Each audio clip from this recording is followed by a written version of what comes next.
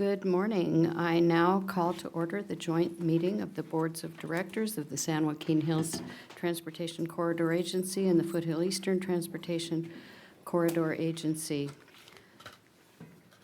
We will begin with the invocation led by Director Lim, followed by the Pledge of Allegiance led by Director Taylor. Please stand and let's, good morning, and let's pray. Lord, as we begin today's meeting, let us take a moment to reflect and pray on the responsibilities God has entrusted us to do. Lord, thank you for the abundance that we operate on. May we approach our duties with integrity, wisdom, and the spirit of service to the public. Let our decisions today be guided by the commitment to safety, efficiency, and the well-being of the communities we serve. May we work together with respect, transparency, and purpose. We are so grateful for the opportunity to serve and to continue to build a stronger and more connected community. In His name we pray, amen. Amen. Please join me in the Pledge of Allegiance to our great nation. Pledge allegiance to the flag of the United States of America and to the republic for which it stands, one nation, under God, indivisible, with liberty and justice for all.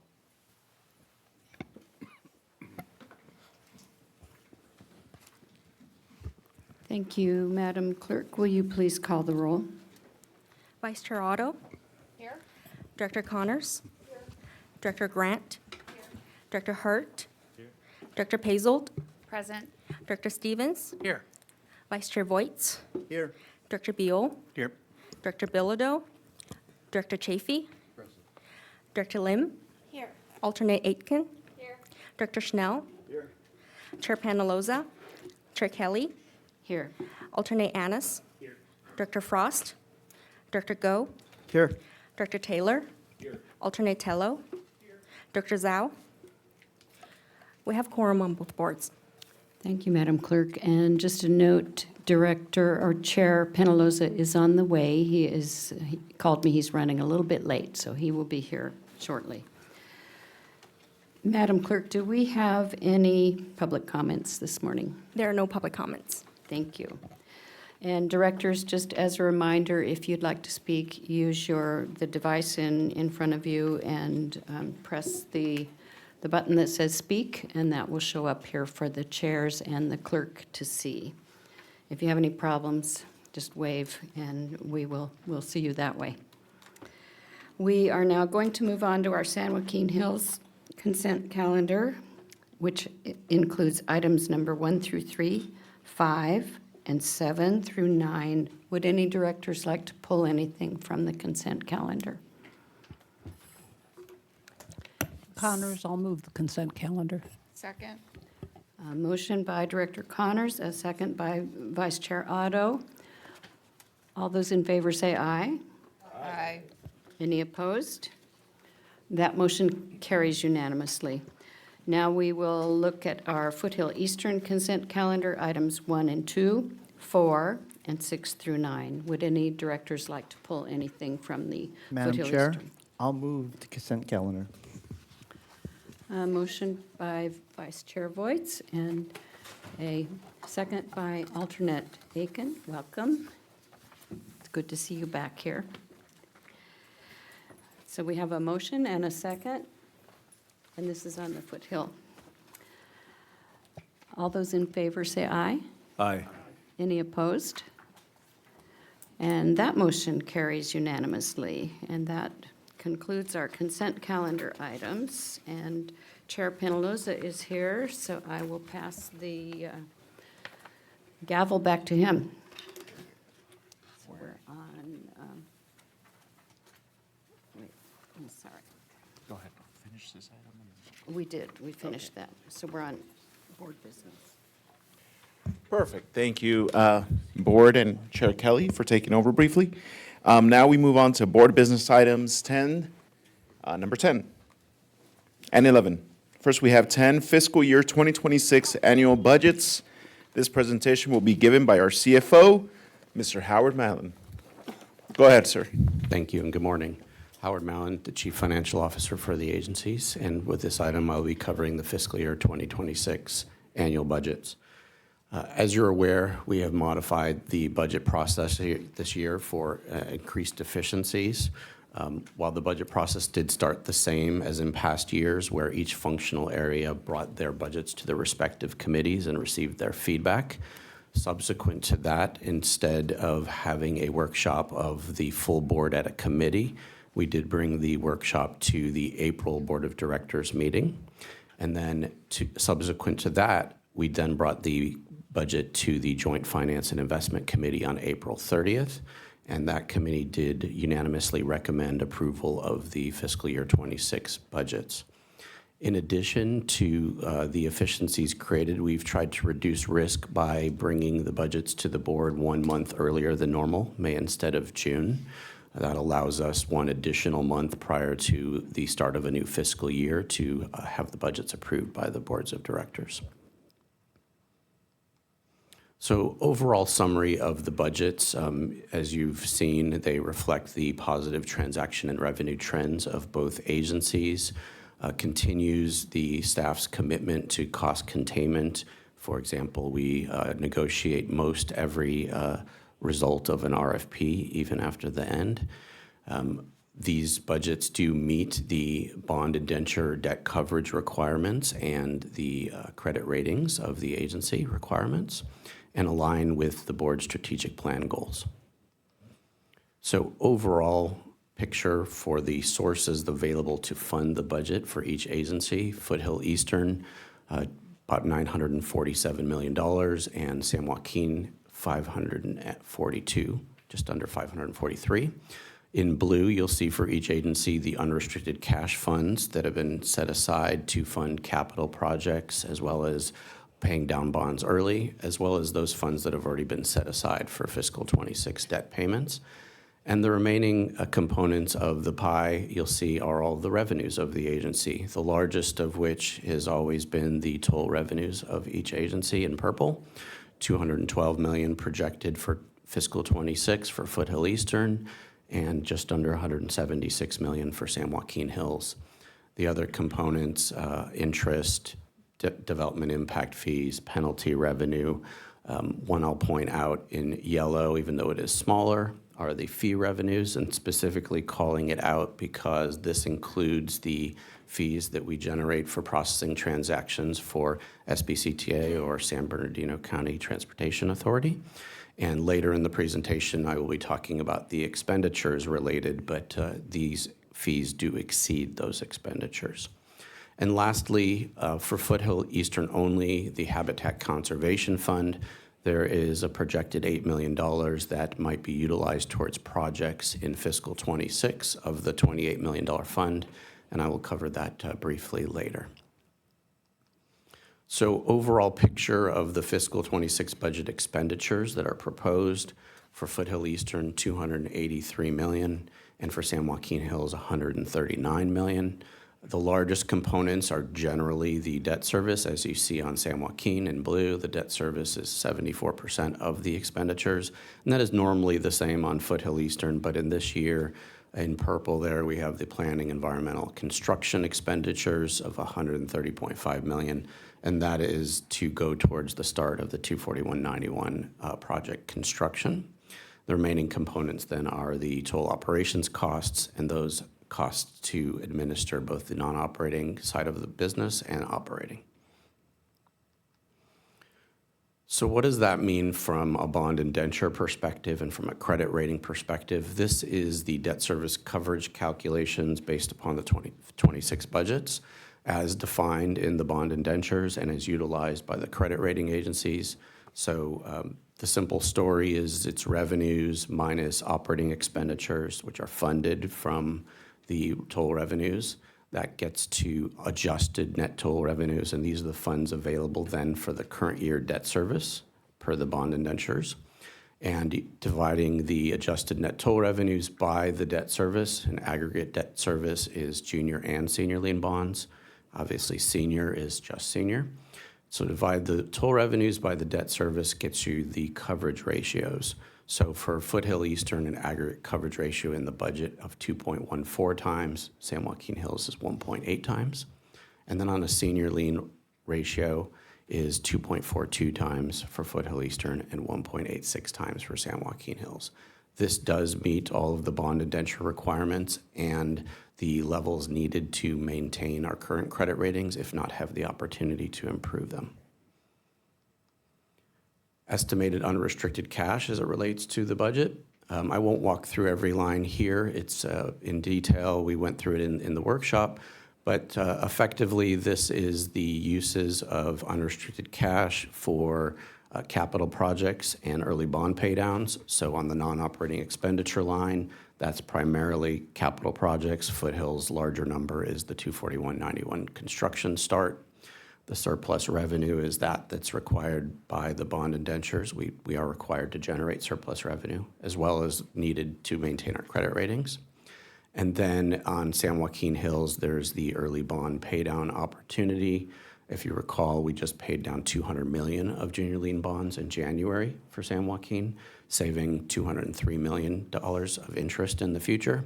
And there's another opportunity to do so in January of 26. That will allow a bond indenture release of $7.6 million once those bonds are paid down. For Foothill, the next opportunity is in July of 27. There's a $123 million paydown opportunity then. So that'll be in a future year proposed budget. That brings us to unrestricted cash projected at the end of 26 of just under $700 million for Foothill and $309 million for San Joaquin Hills.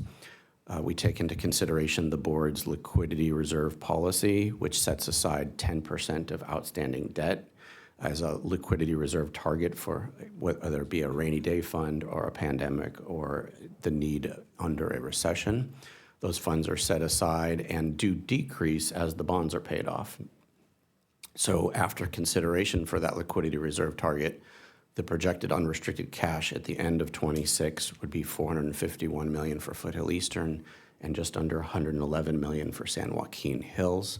Those funds have already been clearly earmarked by the board's strategic plan. So for Foothill Eastern, that would go towards the continued construction of the 24191 Express Lane connector, as well as that $123 million pay down that I mentioned that's available in July of 27.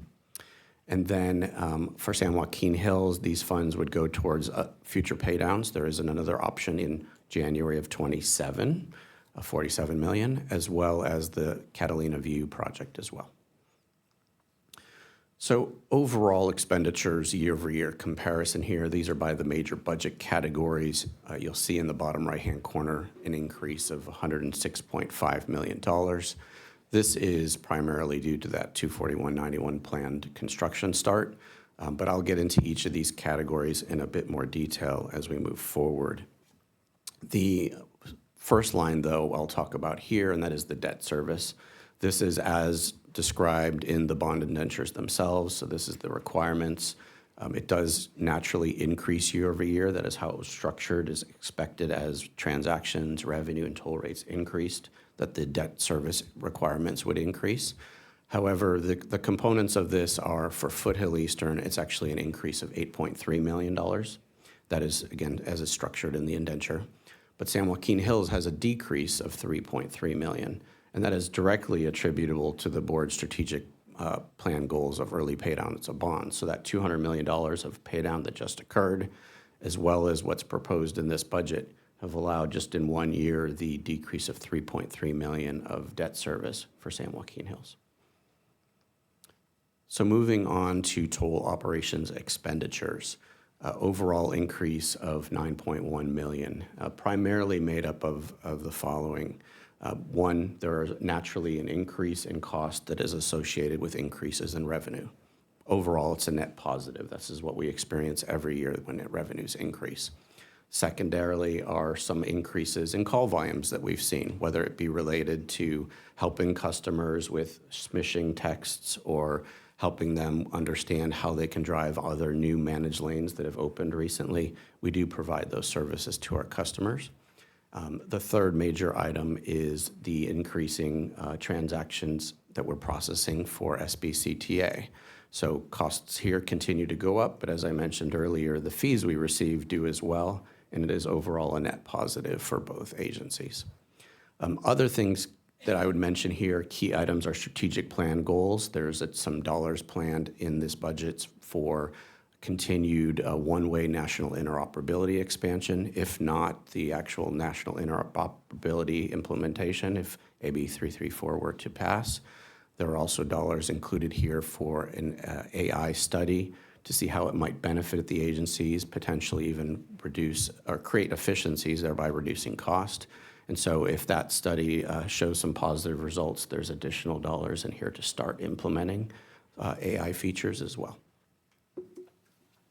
So these are the same expenditures, just showing the allocation between both agencies based upon the benefit to each.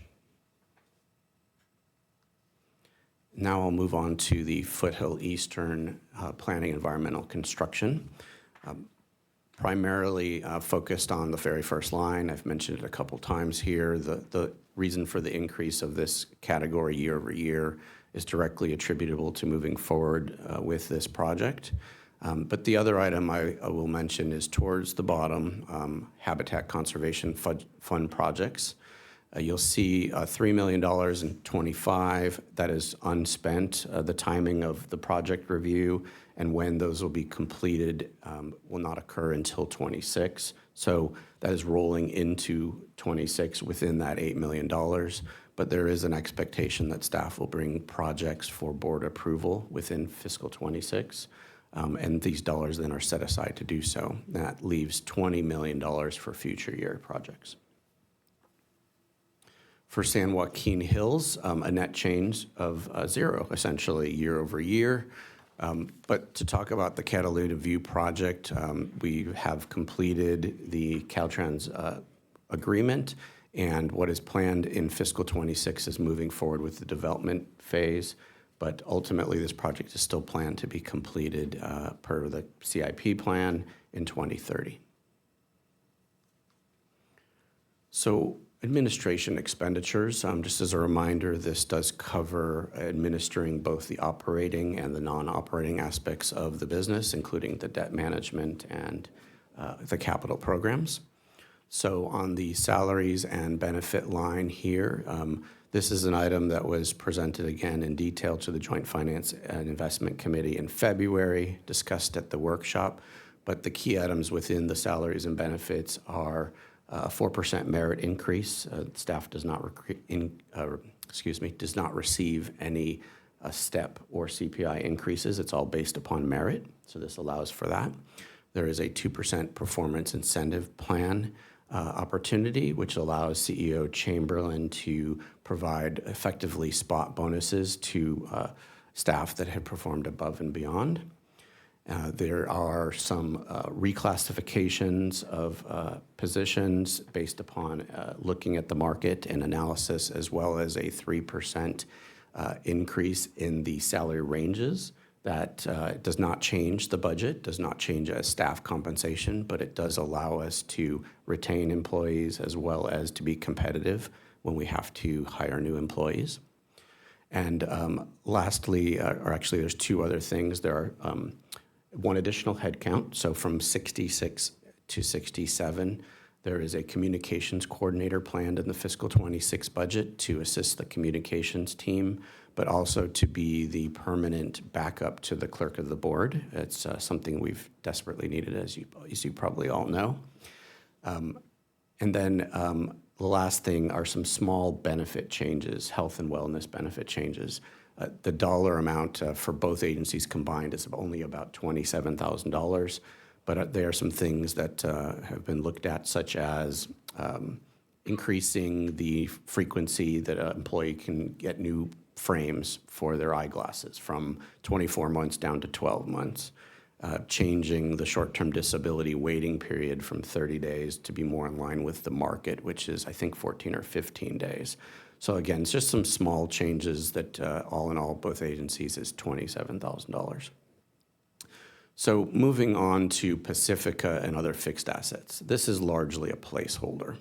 This is dollars set aside in the budget that if the board were to approve a Pacifica project, would allow staff to move forward with the design and other efforts needed to move that project forward. So these will not be expended without the board's approval of a Pacifica project. And we plan to bring a recommendation to the board in June at this point. The next item below is insurance. These are obviously required by our bond indentures to protect the investors, but also prudent business practice. This is everything from property coverage, items that protect our revenue. We have insurance that protects that as well, and liability insurance, cyber insurance, all of the things you might expect. As I then move down quite far, maybe towards the bottom there, legal, you'll see that it's a decrease of about $900,000 year over year.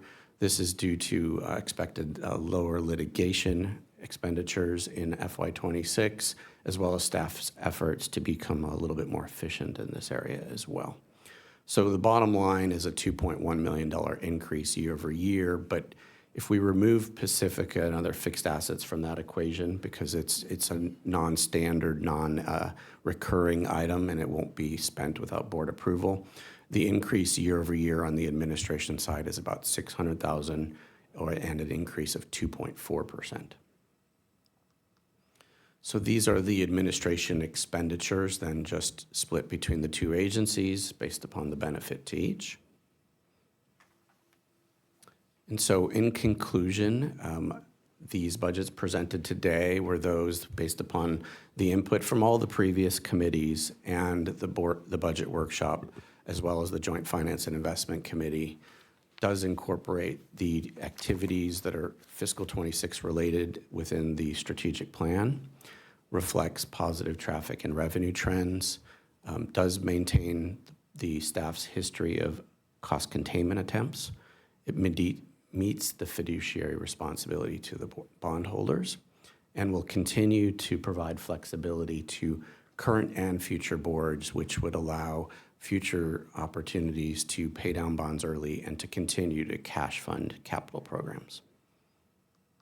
So the recommendation for San Joaquin Hills Transportation Corridor Agency is to adopt Resolution S 2025-02, entitled A Resolution of the Board of Directors of the San Joaquin Hills Transportation Corridor Agency approving the budget for fiscal year 2026 in the amount of $139,033,273.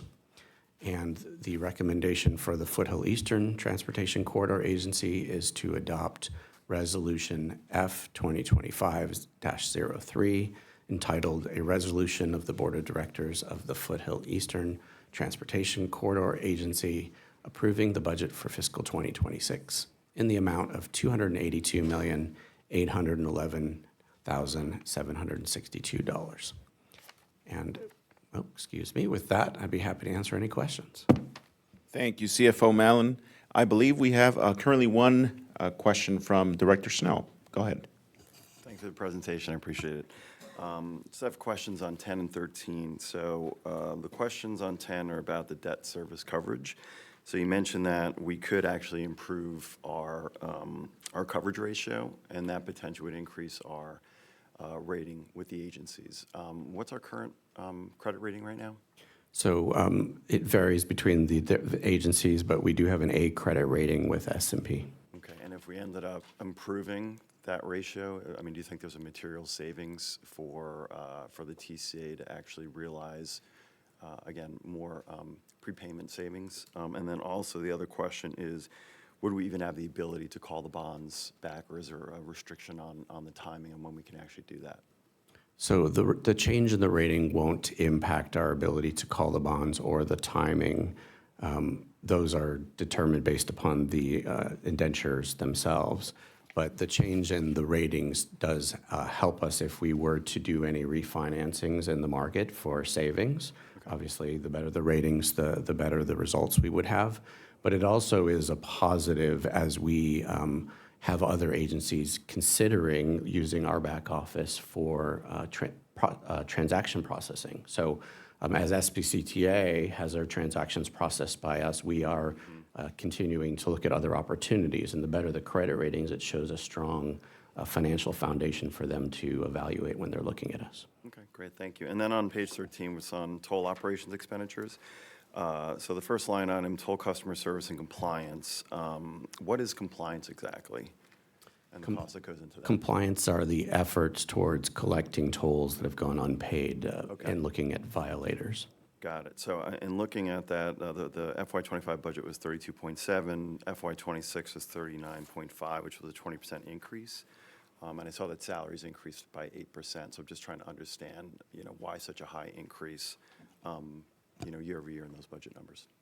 So much of the increase is tied to increasing transactions and revenue, so there's that component. In addition is the fact that we have seen increased call volume over the last year or so, and so we want to make sure we support our customers. So if that continues, we are ensuring that our budget will cover that. Lastly, the major item in there is the transaction processing for SBCTA. So as we process more transactions, we incur more costs, but the positive is we generate more fees. Okay, great. Thank you very much. Appreciate it.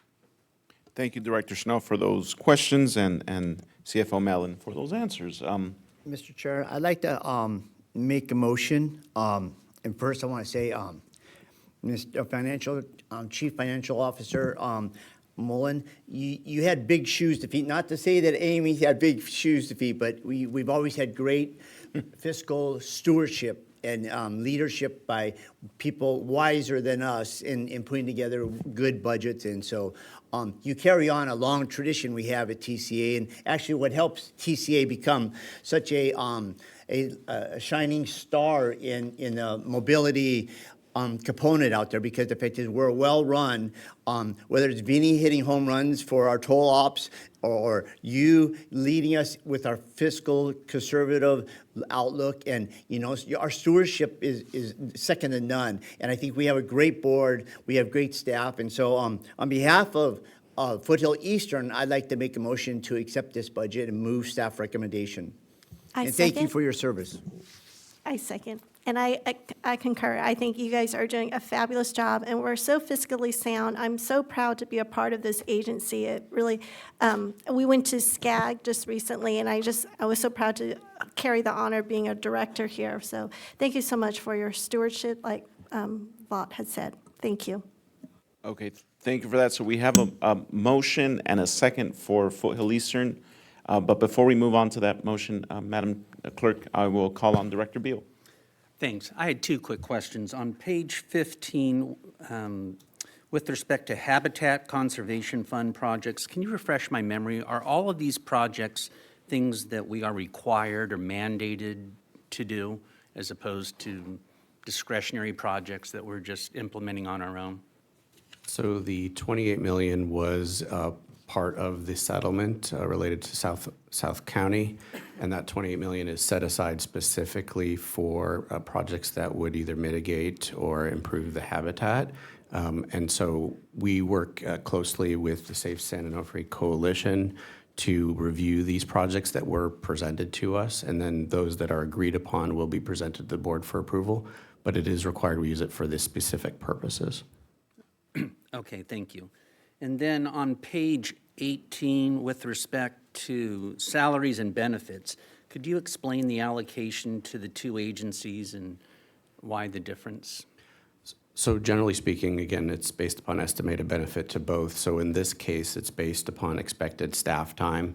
And usually in this case, well, I should say, the largest difference relates to the projects. So as we have a very large project, 24191 connector on Foothill, there's a higher allocation to that agency this time. Okay, thanks. Thank you, Director Beal. So I have a motion by Director Voits, Vice Chair Voits, and Director Lim for the Foothill Eastern. I will call the question, or call for a vote. All those in favor? Aye. All those opposed? Okay, we have one opposition from Alternate Tello. Alternate Tello. And with that, The motion passes. Yes, now I will call for a motion I'll move. for San, I'll okay? move for San Joaquin Hills. Second. So I got Vice Chair Otto and Chair Kelly for San Joaquin Hills. All those in favor? Aye. All those opposed? Opposed. Perfect. Motion passes with a noted opposition from Alternate Tello. Yeah, can I say something? Sure, go ahead. Yeah, this budget increases tolls by 2%, and that's why I'm voting against it. Thank you for that. With that, we will now move on to item 11. Our last business item for today is item 11, our Customer Service Center Operations Contract Extension. This item will be presented by Alex Leyva, Director of Customer Service. May we please have the report, sir? Thank you, Chair Penaloza. Good morning, honorable directors. My name is Alex Leyva. I serve as your Director of Customer Service. The item before you is a request to exercise an existing 5-year extension option for the Customer Service Center Operations Contract. This item was presented to the Joint Toll Operations Committee on April 23rd and unanimously recommended for approval. In the next few slides, I'll provide some background on our current contractor, T-Tech, and an overview of what they do for the agencies, as well as some of their contributions to TCA initiatives and the amount being requested for this extension. Okay, so first we'll start with a little background on T-Tech Government Solutions, LLC. First, they have a local project team based here in Irvine, but they're headquartered in Austin, Texas. And they have more than 40 years' experience delivering outsourced customer care solutions and back office operations. They are a large organization currently employing more than 54,000 employees globally with clients in healthcare, government sectors, and transportation. And this does bring with them a significant amount of expertise and scalability. This contract was awarded in 2017, and the current term expires June 30th, 2025. The original contract was awarded to Faneuil Incorporated, but in 2022, they were acquired by T-Tech Government Solutions. What we found is there was no adverse effect from the acquisition since we maintained the same staff from frontline employees to the leadership that we have here on site.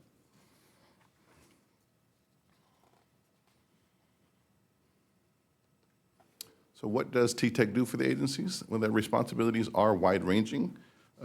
They handle everything from payment processing for all payments received, account management for customers wishing to make changes to their account, transponder fulfillment and inventory management, currently fulfilling over 100,000 transponders per month, and they handle call center staffing and performance management, as well as financial reporting and reconciliation.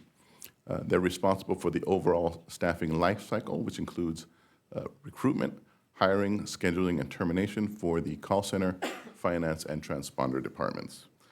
T-Tech currently employs approximately 236 employees for TCA's program.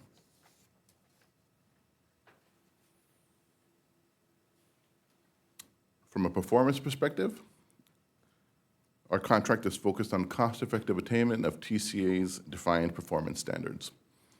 What this means is they have to consistently right-size their labor force to maintain efficiency without sacrificing service quality. Their performance is closely monitored through a comprehensive performance-based scorecard, which includes incentives for good performance and disincentives for poor performance over 16 KPIs. Across the life of the contract, T-Tech's KPI performance, they have met or exceeded their targets for 90% of the time, and this includes the time frame through the COVID-19 pandemic and subsequent years. From a customer satisfaction perspective, when we implemented the customer service satisfaction survey, we've completed over 500,000 surveys, and they have achieved an overall average of 4.5 out of 5, which is an A rating consistent with your strategic plan. Additionally, they've achieved a Net Promoter Score of 68%, and in general, a score of 50 or higher is considered excellent. So this is a good performance from a customer satisfaction perspective.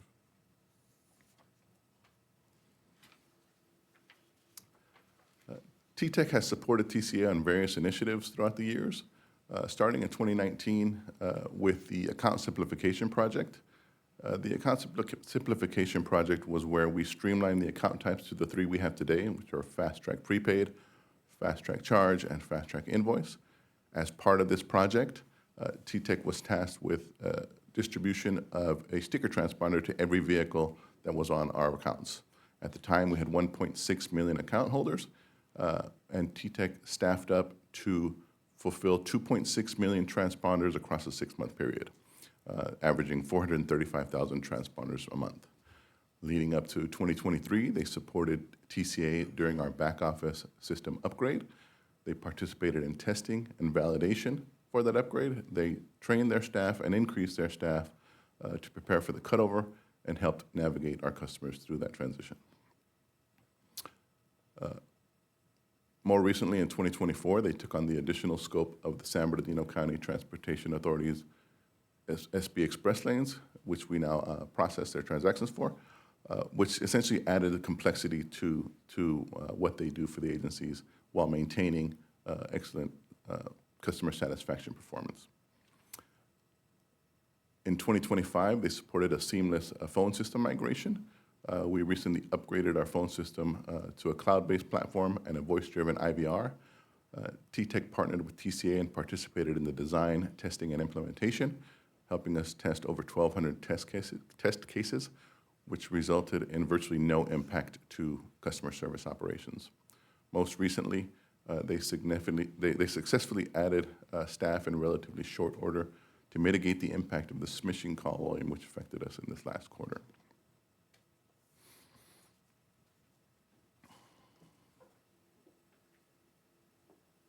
With all that in mind, the Customer Service Center contractor currently services the agency's 2.8 million customers, and they've maintained strong KPI performance throughout.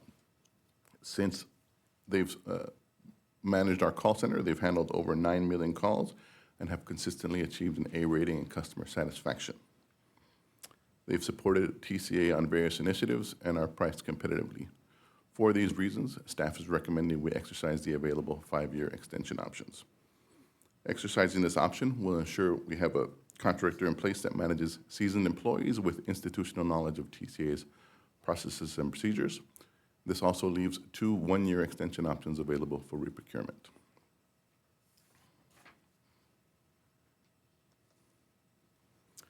This is the amount being requested for each agency by year.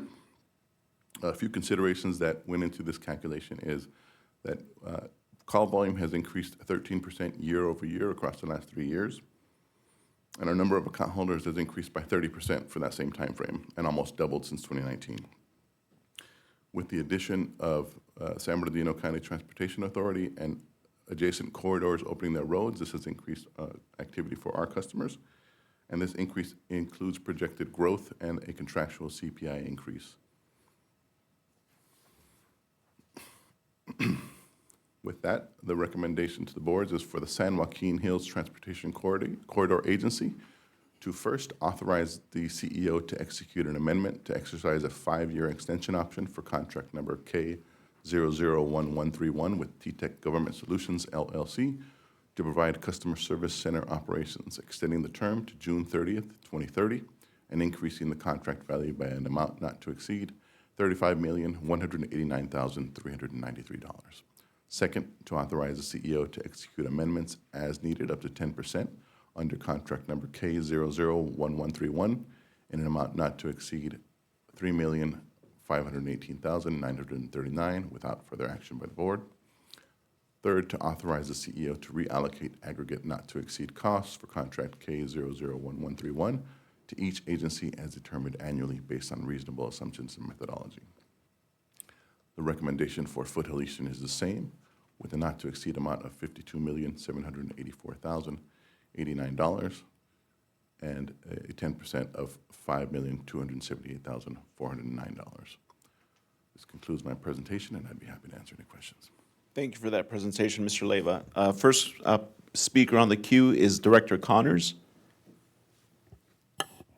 Thank you for the presentation, and I'm very pleased with the performance of T-Tech, and I support the staff recommendation.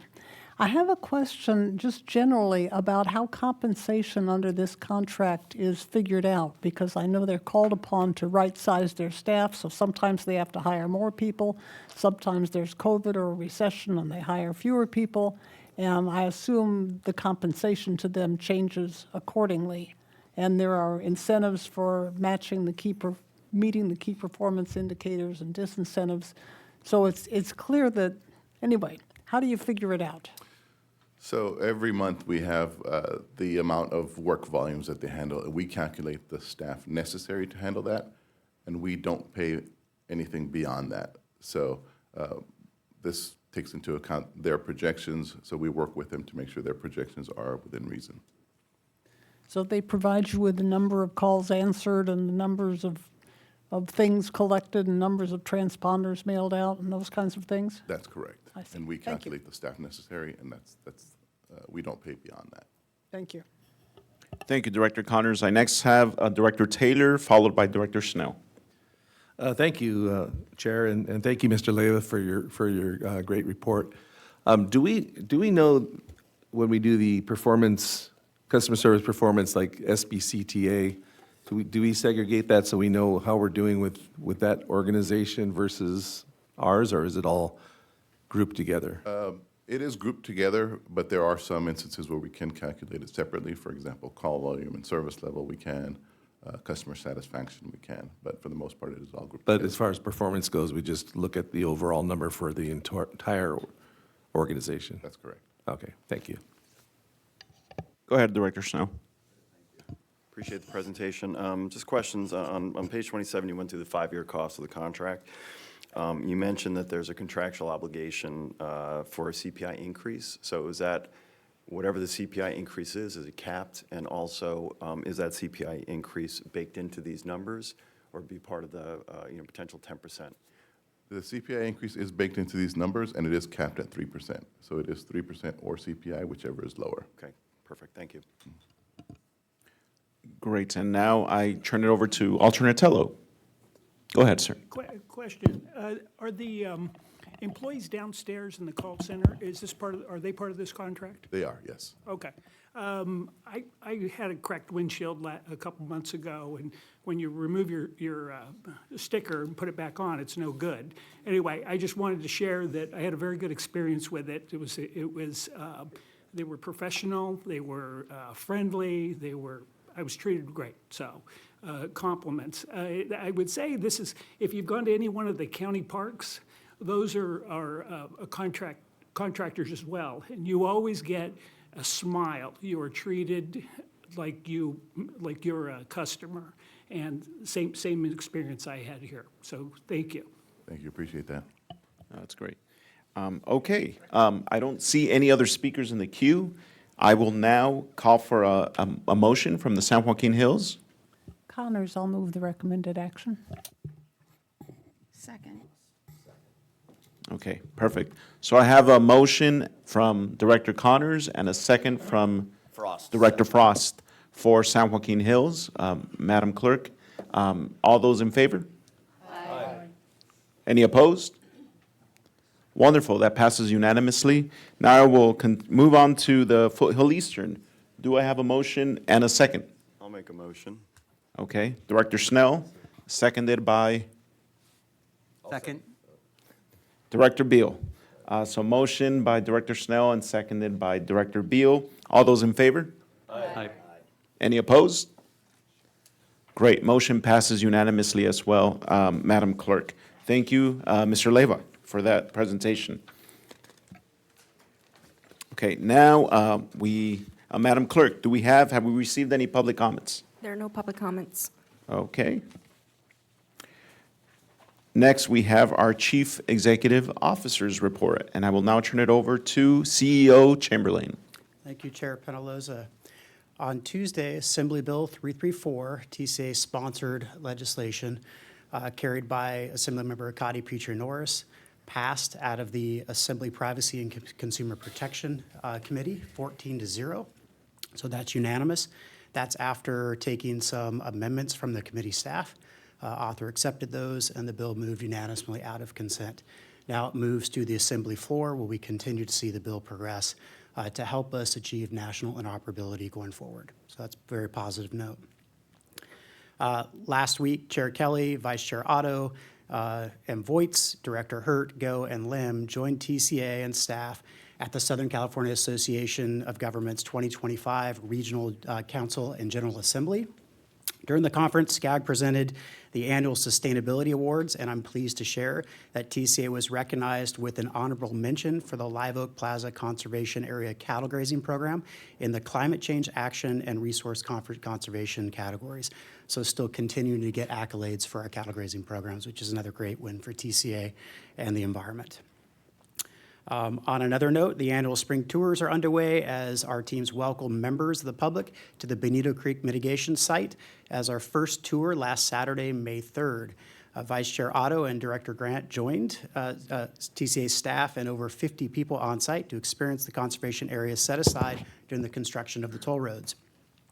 2 more tours would take place on Wednesday, May 14th, and Saturday, May 17th at Upper Chiquita Canyon near Osa Parkway in Rancho Santa Margarita. If you or your staff or constituents still want to attend those tours, please reach out to Michelle Miller, our Chief External Affairs Officer, and we can get you added to the list. And last, but certainly not least, I want to take a moment to express my gratitude for Amy Potter.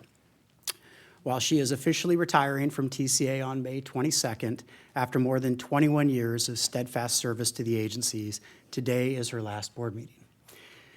Her vast knowledge of TCA history, her strategic mindset, and her keen sense of how TCA successfully operates has been a tremendous asset to us all. She graciously agreed to stay in her role to ensure a smooth transition during the leadership shifts over the last year and a half or so. And I want to personally thank her for her commitment to the agencies. Amy's leadership over her tenure with TCA has helped the agencies to get on very strong financial footing today, and will continue to continue with our financial strength in the years to come. Amy, I am personally thankful to have had the opportunity to work closely with you over the last few years. Your dedication to TCA and the people we serve was reflected in everything you touched.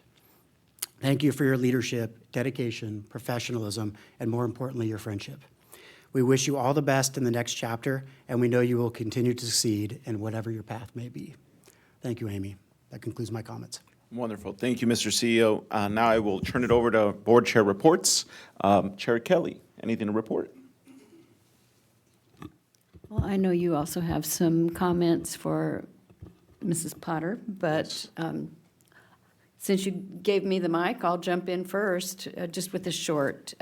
Amy, we truly owe you a debt of gratitude. We know you were ready to retire, a year and a half ago or so, and we needed you. And you stepped up, you stepped back in, and over the years, your innovations, your resourcefulness have really helped this agency to prevail and to excel. And everyone should know that we were not always in such good financial positions as we have been the last few years. So we owe you a debt of gratitude. We're truly grateful for your service, and we wish you the best. Thank you, Madam Chair. And Amy, I just have to echo CEO Chamberlain and my colleague, Chair Kelly, about your retirement. On behalf of the Board of Directors, I'd like to thank you, Mrs. Potter, for your dedication and leadership to the agencies over the past 21 years. You have been a guiding force to TCA in various roles here, from your earlier days as an assistant controller to director of finance to chief financial officer, and most recently as deputy CEO. I would like to quickly highlight a few of your accomplishments, if you don't mind. I know sometimes that gets a little awkward, but we have to brag about you.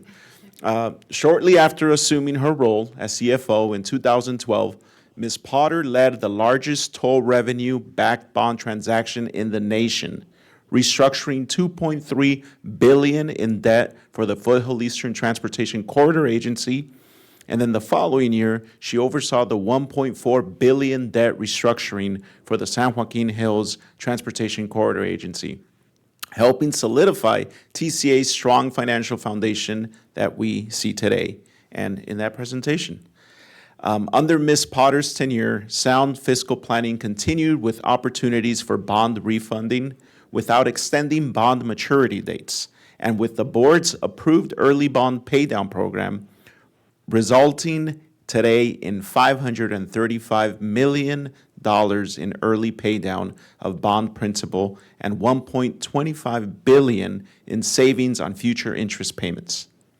These efforts have not only ensured the fiscal health of TCA's 51 miles of toll road network, but also earned the agency's investment grade ratings from all three major rating agencies, Standard & Poor's, Fitch, and Moody's.